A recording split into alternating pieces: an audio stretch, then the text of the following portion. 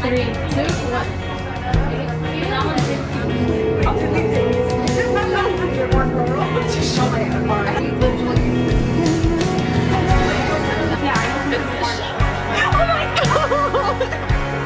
I caught that on camera. It's Michelle. Oh my God. Just remember, she comes at you. No, I said it right. Move more that way now, more centric. Hold on. 1, 2, 1, 2, 3.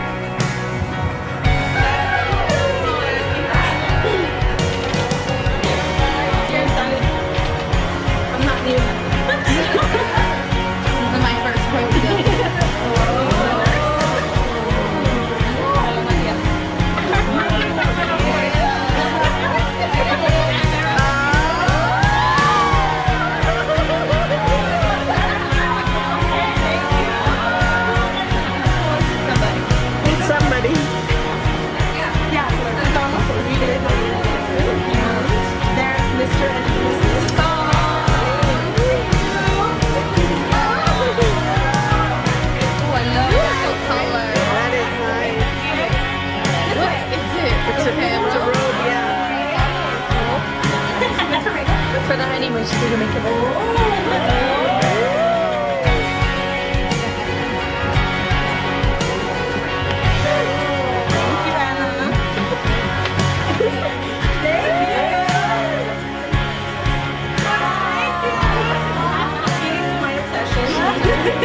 Thank you so much, Julie. So I want to thank you guys all for coming. Thank you so much. You guys all mean so much to me. Todos los amo mucho. Gracias por hacer el esfuerzo de estar aquí.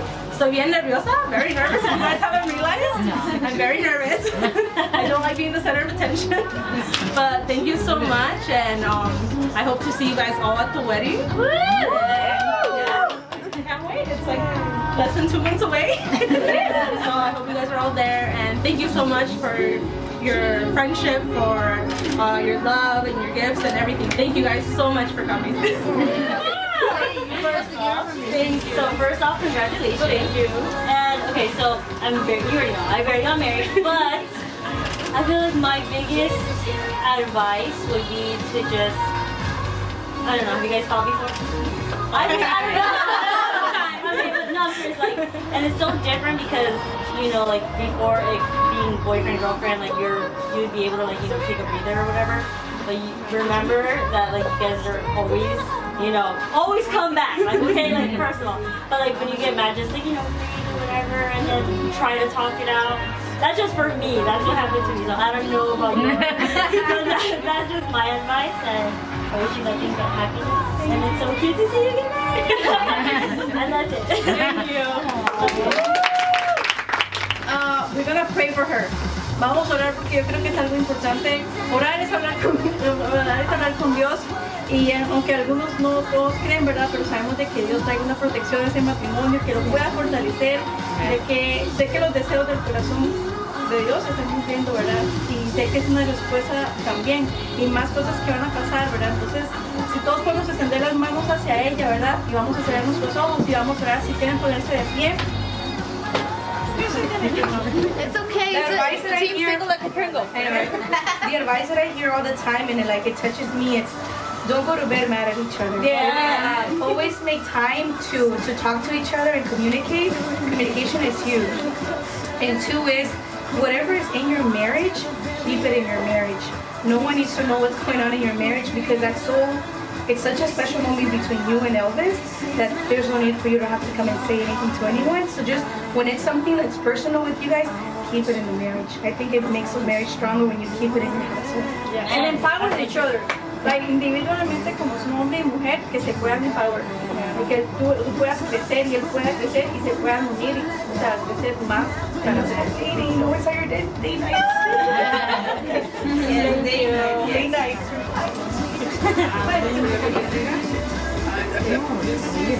Feliz por la vida de Mónica. Para mí es un placer estar aquí. Ella sabe que yo la quiero mucho. Don't cry. Sí, ella ha sido a mí, cuando llegamos a la iglesia, teníamos 5 años de haber llegado. Ella fue la primera que le brindó amistad a mi hija. Ella sabe que la quiero mucho y le voy a dar un consejo, una sugerencia. Como dice tu mamá, el matrimonio no es todo amor. Hay muchas cosas que lo complementan. La comprensión. Cuando se ama se comprende a la persona, se perdona, se entiende y siempre, casi siempre, la mayoría de veces es uno el que tiene que ceder. Siempre la mujer. El hombre ellos nacen con la soberbia. A ellos les cuesta doblegarse y decir sí, no me equivoqué. O sea, son contados los hombres. Pero siempre Dios puso a nosotros. Por eso nos sacó de aquí. No nos hizo de la tierra igual que a ellos. Porque nosotros por eso tenemos sensibilidad. Y nosotros somos más fáciles de doblegarnos. Y yo no puedo decir que los conozco, pero se trataban los dos. Yo sé que va a ser bien difícil por los caracteres. Por los caracteres cuesta, pero cuando se ama, yo le decía a mi esposo, yo me voy contigo, aunque sea a vivir bajo del freeway, pero yo quiero estar contigo. Porque cuando uno ama, ese es el amor verdadero. Porque el amor verdadero no pide casa, carro y esto y lo otro. El verdadero amor es eso. Vas a estar con él, enfermo, cuando ya está envejeciendo. Ellos dicen, ya estás vieja, ya estás gorda. Pero ellos también.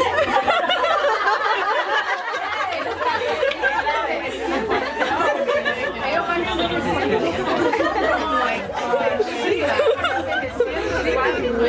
Todo eso es lo del matrimonio. Eso es el vivir a diario. Pero si tú lo amas y él, o sea, eso no va a ser todo, tiene que haber comprensión. Y nunca le hagas a él lo que tú no quieres que él te haga a ti. La Biblia dice que como queremos que hagan con nosotros, que así hagamos con ellos.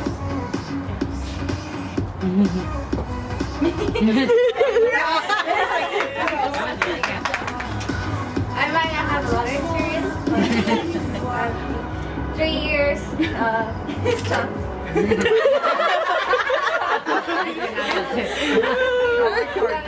It's not easy, you know, but from my experience, always respect, because it's hard. I feel like the guy, he doesn't need, well obviously he needs love, but for them it's like mainly respect, because then,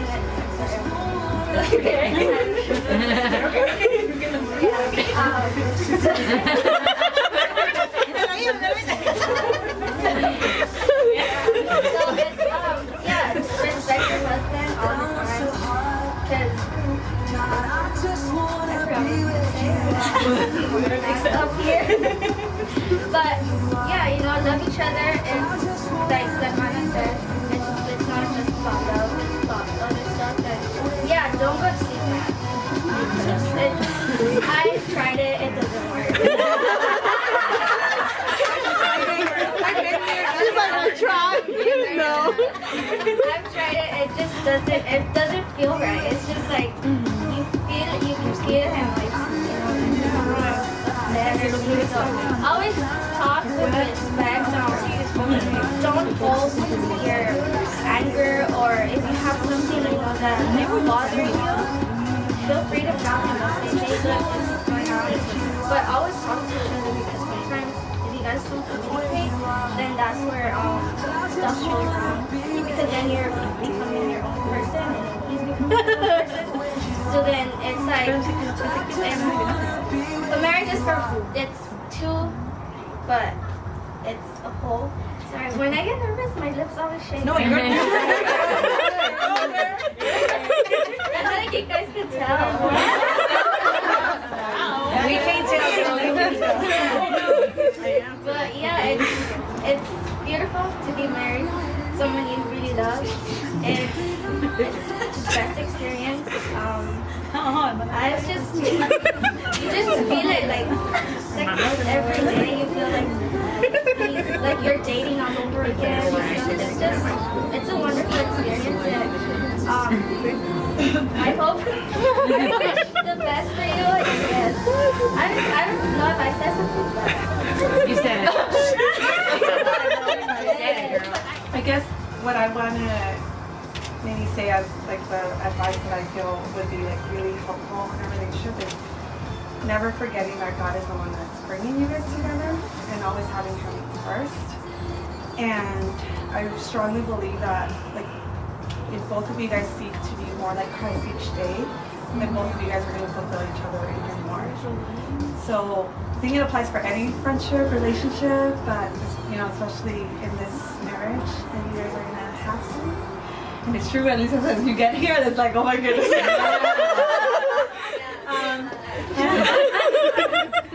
I also want to, recommend that, like Alisa was saying, like the communication. Alisa was talking, but I kind of like got what she was trying to say. Like the whole communication and knowing that, yes, you guys are you guys are different. So you guys all have your different backgrounds, your different personalities. And it's good to be informed of like the differences so that you guys can be more united. You guys can work as one, but knowing that you guys are also two separate individuals that God is going to use in such an amazing way. So something that I recently like have been sharing with people, and now that I think about it, like, man, I should have got it for your gift, is just like understanding like the different ways that Elvis appreciates and feels love, and how that's communicated to him, but also understanding how you feel love and how you like it for it to be communicated, and being so open and talking about that, so that you guys can really be that fulfilling one another. So yeah, so just I'm happy for you, and I wish you guys the best. Thank you. Thank you. Like a year and a half. So what I would say is, I think everyone's touched upon it, like communication is important, patience is important. I think what surprises you, it's going to surprise you the most, is that after you get married, life just happens and a lot of things just get thrown at you, and it will kind of throw you off from your ideal plan that you might have in your head. And then things, you're like, oh my gosh, this is not what I planned. You'll freak out if you're a planner. Like me. So I guess you're just gonna be open to it, the changes that's gonna happen, and really what's only gonna help is just trusting in God that He knows what He's doing, because He knows the best for you. He knows the best for Elvis. He knows both your characters, and you both coming together. I know that sometimes guys are just guys and don't understand. So sometimes you will have to pick up the slack for him. Sometimes he will have to pick up the slack for you. It's just like a team effort. And then as time does go by, you guys learn more about each other. He knows what you like. He knows how to communicate love towards you, like Lisa said. I know, like for me, like I like to spend time just relax, and that's how I feel loved. For him, it might be actually like cooking for him, and I'm just like, I don't know about cooking for you all the time. But I'll do it once in a while, because I'm like, okay, but I'm busy, so it's like he just forgets that too. So it's just little things that you guys might pick up on, and compromising, because you're not always gonna get what you want. He's not always gonna get what he wants, so meeting somewhere in the middle. But I'm really happy and excited that you guys are getting married. siento feliz que, bueno, que mi hija se quiere casar. Cuando alguien se quiere casar es porque supuestamente está preparado.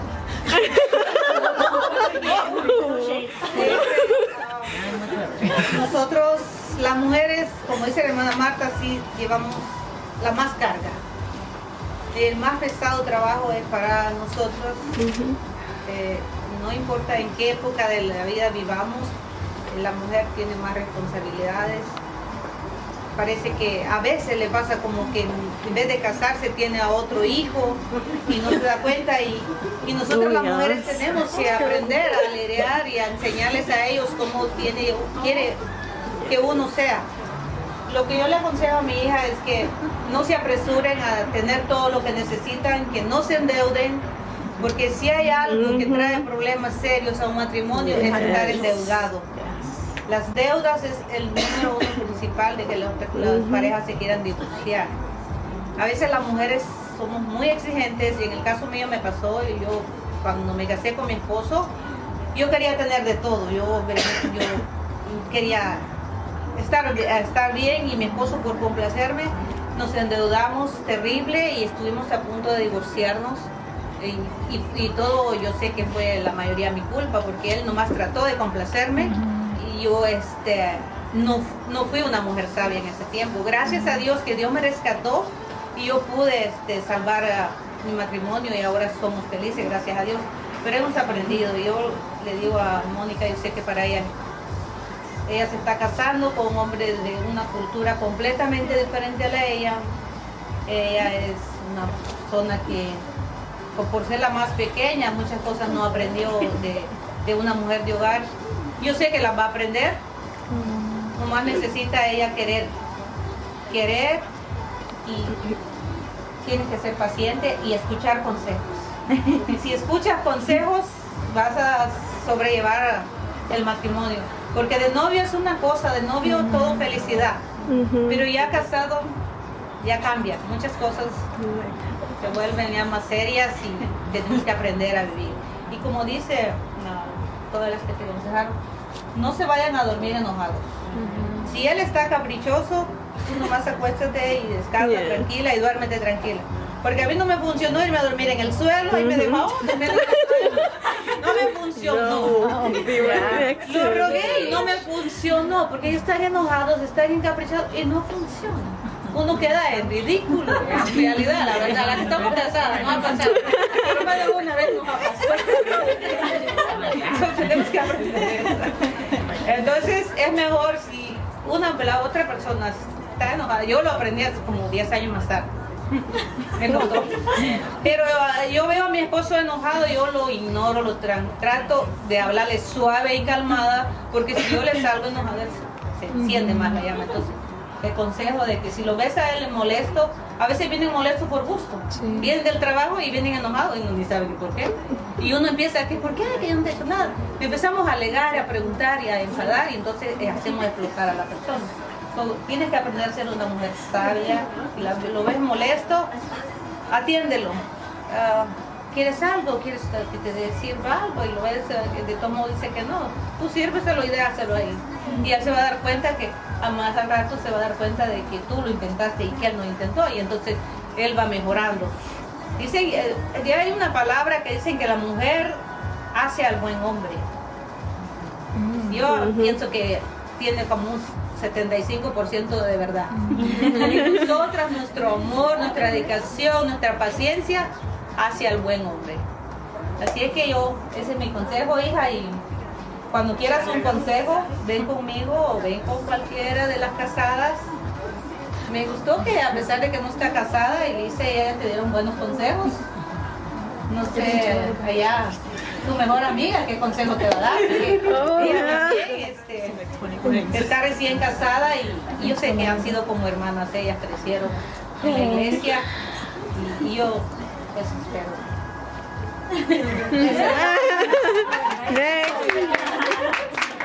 So my advice to you is, Oh, you're already crying. no. Make sure you look at the toilet. That's my advice. Yeah, because I live in a house full of girls and I wasn't used to, toilet seat being up. So Yeah, that's true. always make sure the toilet seat is down before you sit. But like everybody said, everybody said, I'm good. he's trained. Like your mom said, it's hard. What I do, I always apologize whether I'm wrong or right. I always say I'm sorry. Whether he goes to sleep mad or not, I always do my part because it's hard going to sleep. As I think as a woman, it's hard to go to sleep mad at somebody, especially somebody you live with, somebody you spend the most days with. So I'm gonna tell you is put God in the center of your marriage. Don't look anywhere else. Because people, yes, look for advice, but don't go looking for the wrong advice. Look for the right advice. The one that will give you the right advice and the courage and the guide will be God. Yeah. So put him as on the center of your marriage. And all I want to say is you do look beautiful today. Oh, yes. I remember, talking about our bridal showers or this or that when we were little kids running around church or on the phone.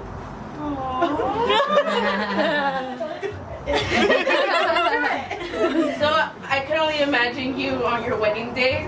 Yesterday when I was making your dessert, I was just like thinking of everything, and then your mom brought it up today, how we used to sing, at the church, and even though distance separated us, we still became good friends and best friends, and I'm so glad you're in my life, and I am happy for you. I can't wait for the future. And I can't wait to hold kids. Too soon. Already. Yo la conozco desde que estaba bien pequeñita y le decía a la hermana que es algo muy hermoso ver que ahora estás ya preparándote para tu boda. Yo lo único que te puedo decir, prácticamente ya lo dijeron todos, la comprensión, el cariño y la confianza. Tiene que haber de parte tuya y de parte de tu esposo, nada oculto, todo, como se pueda decir, sobre la mesa. Lo que a ti no te gusta, se lo dices. Lo que a él no le gusta, también que te lo diga, para que así se puedan compenetrar. Y como dijo tu mamá, no hay que irse a acostar enojado porque no lleva nada. Yo no dormía en el suelo, yo me iba al sillón. Más cómodo, hermana, el piso es muy duro. No, pero también hay que darnos hay que dar el espacio. Si ellos están molestos, yo lo que hago, porque todavía, ¿verdad? Yo lo dejo a él y yo me voy a la sala, viceversa. Pero al terminar el día, lo que florece y lo que va a perseverar es el amor que uno se tiene con el otro. Y pues, no sé, la verdad ya no tengo palabras, pero espero que seas muy feliz. Te lo deseo de todo corazón.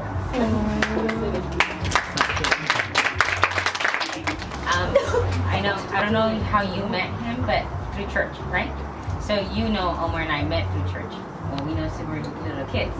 So when you get married to somebody at church, you will find out little things that you did not know when you get married.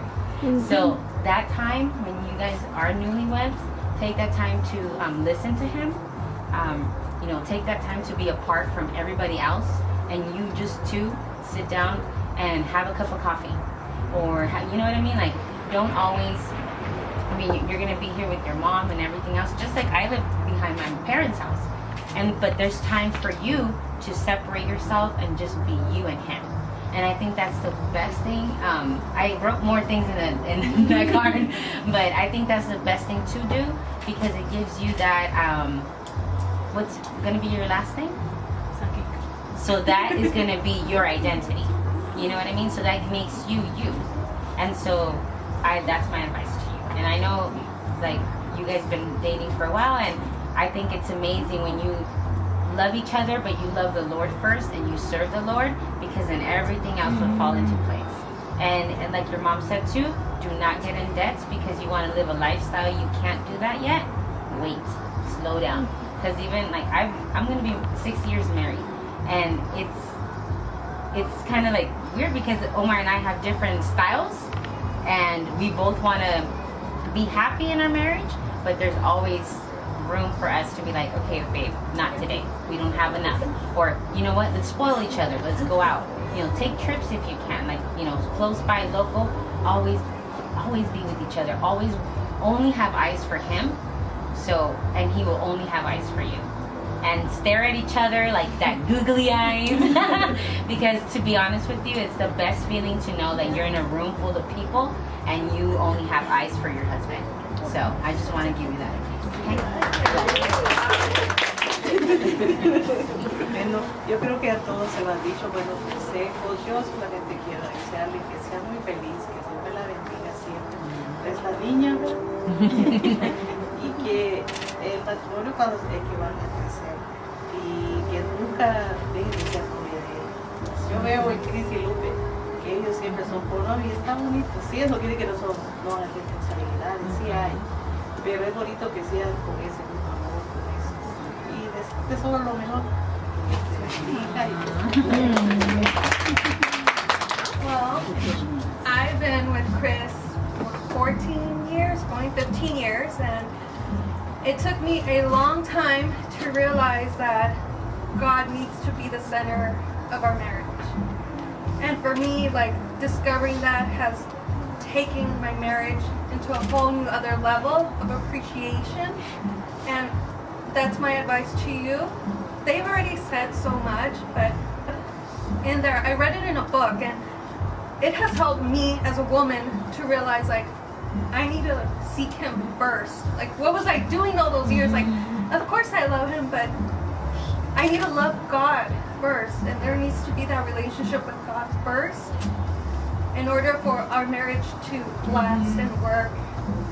And, you know, always appreciate the little things. You know, you're gonna have the first year is gonna be beautiful, and then the 5-year comes, and then the 8-year comes, and then it gets difficult. You know, you're always gonna have those bad years, bad moments, but always remember the sweet things that he does. All those things, always cherish those little things, because, you know, some people, I mean, someday you won't be able to have it like some people, and just appreciate it, just the little things, like, I'm sorry. They're good. Good, like, definitely just appreciate the little things. The small things really do matter. It's so cliche, you read it in little posters, but it really does matter. You know, you'll have it one day, but you may not have it the other day, you know, and always trust in the Lord, like, all your worries, you know, always trust in him. One advice that I got, and I thought it was really nice, as a married couple, they told me to read the Bible together at night. And Chris and I have started reading the Bible together, and, you know, that's when I finally discovered that God needs to be in my marriage. And reading the Bible with him, even if it's just one chapter a night together before we go to bed, you'll notice a difference that, you know, God is with you. So it's my advice. So read the Bible. And the way that you love the Lord, and you always put him in your life, and you've always seeked him. And so, again, you know, always make sure that God is the center of your marriage, because even though it sounds easier said than done, sometimes it is hard. What I would like to tell you is that everyone always says that marriage is 50-50. I don't think it is. I think it's more 60-40. And I think if you go in there thinking that you're going to automatically give 60% instead of 50 and him 50, it'll work better for you, because you'll always know that you might be the one asking for forgiveness more, or doing the extra step just so that things are okay, because sometimes our pride or just being right, wanting to be right, will get in the way of that. And just don't let it. And it's easier just to be like, you know what, okay, I'm sorry, or okay, if you want to do that, or whatever the issue is. sometimes we get caught up with what we want and the romance and the fairy tale, but it's not always like that, especially like they said, like when men come home from a hard day of work, that's the last thing they want to do is like baby you or talk to you sweet or, you know, tell you you look pretty because they're tired, you know. So don't take everything so personal all the time, maybe.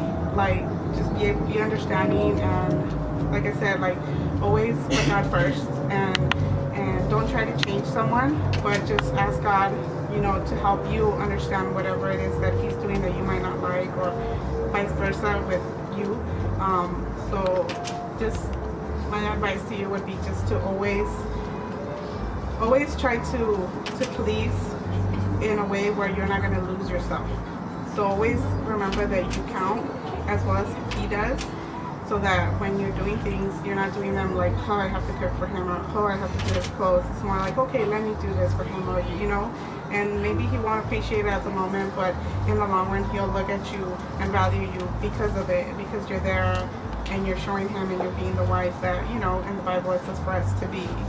So good luck, and if you ever need anything, I'm here. I mean, don't always have the best advice, but I've been with Alfred for a while, so now I have some advice. So if you ever need anything, and if you ever just want me to cool out somewhere and want to walk, just to let your emotions and angers go away, you can always call me and we can go for a walk and just talk.